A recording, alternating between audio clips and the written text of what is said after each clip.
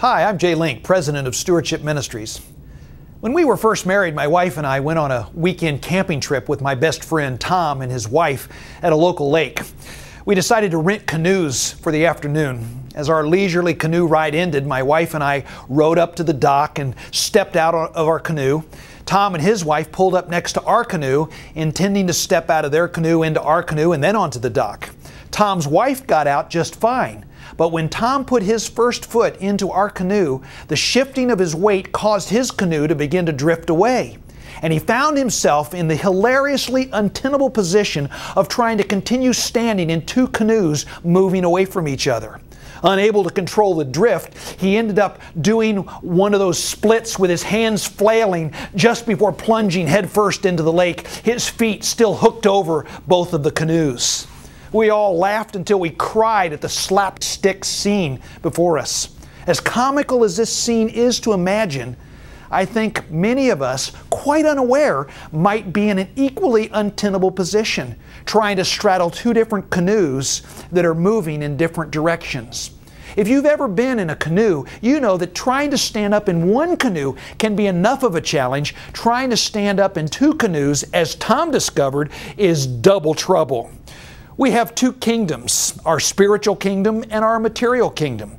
And just as Tom found himself unsuccessfully straddling those two canoes, we can find ourselves unsuccessfully straddling the two canoes of our kingdoms. One foot planted in each, even while they continue to drift apart, leaving us facing our own double trouble.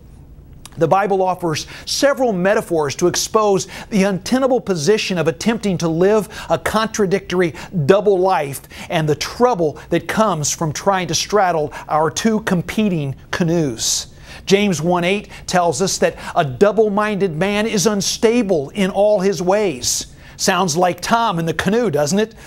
David declares in Psalm 119, 113, I hate the double-minded. And James adds in 4:8, purify your hearts, you double-minded. In Psalm 12:2, David provides a different metaphor, that of being double-hearted. And in 1 Timothy 3:8, Paul describes those who are double-tongued.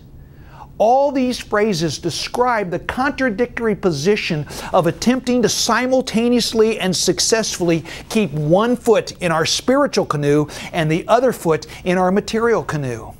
In doing so, we are facing double trouble. Jesus said it this way, no one can serve two masters, for he will hate the one and love the other, or he will be devoted to the one and despise the other. You cannot serve God and money. Matthew 6:24. Jesus is expressing the impossibility of trying to successfully straddle these two canoes.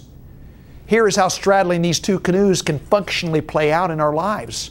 Our material possessions, our time, our talents, our treasures, our toys, are in our material canoe. And on occasion, we are asked, compelled, coerced, or even convicted to give some of our stuff from our material canoe to our spiritual canoe to be used for spiritual purposes. When we transfer some of our material assets over to the spiritual canoe, it's recorded and reported and sometimes even recognized. Contrast this picture with an alternative picture. We wholly and solely live in one canoe, our spiritual canoe. And at our conversion, we willingly transfer everything we were and everything we had, and I mean everything, from our material canoe into our spiritual canoe, and we abandoned our material canoe altogether. We sang, all to Jesus I surrender, all to Him I freely give, and we really meant all. Everything we have and everything we are is His. We were all in the spiritual canoe. Not that any of our material stuff was ever really ours in the first place, but we did finally acknowledge that we had wrongfully confiscated it and we were now willingly returning it to the rightful owner.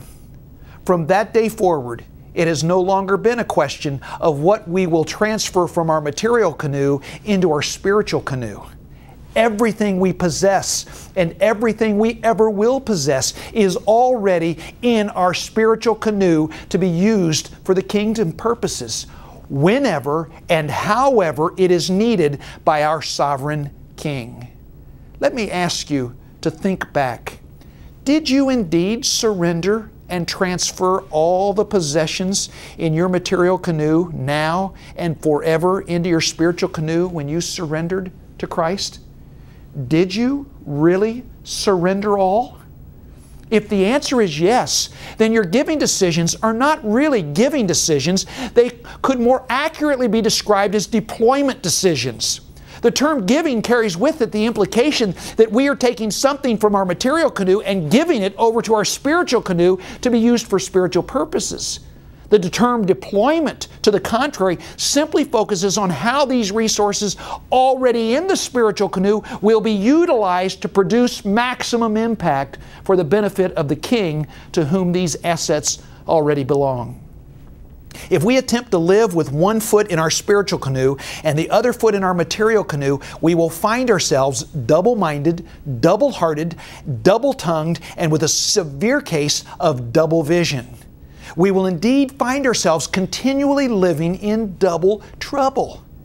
It's interesting to note that right after Jesus tells us that we should not lay up treasures for ourselves in our material canoe, but we should instead lay up treasures in our spiritual canoe, and right before He tells us that we cannot simultaneously live in two different canoes, God and riches, He adds a powerful illustration found in Matthew 6:22 and 23. This is what He says. He says, "The eye is the lamp of the body.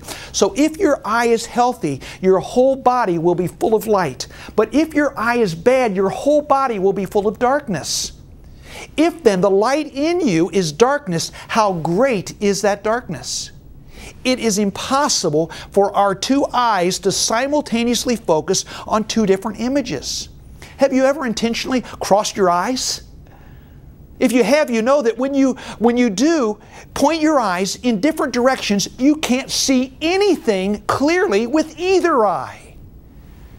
We cannot focus on both our spiritual canoe and our material canoe at the same time. And if we do, we will find, like my friend Tom, that we are in a compromising position that can never be maintained nor can ever be totally fulfilling.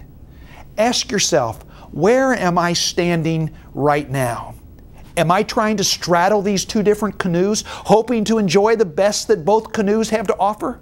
If the answer is yes, then you are indeed in double trouble. May I suggest that the superior option for us, if we have not already done so, is to transfer everything we have into one canoe, our spiritual canoe. In doing so, something glorious will happen. We will find ourselves becoming single-minded, single-hearted, single-tongued, and single-visioned. We will now be singly focused on what God wants us to do with what we are carrying of His material possessions in His spiritual canoe to be used for His divine purposes, for His ultimate glory. If we get into the right canoe, the spiritual canoe, heading in the right direction with an eternal perspective in mind, we will experience what Paul describes in 1 Timothy 6:19 as life indeed. Let's think. Double trouble or life indeed? Not a very difficult choice, is it? Let me encourage you, starting today, be all in your spiritual canoe.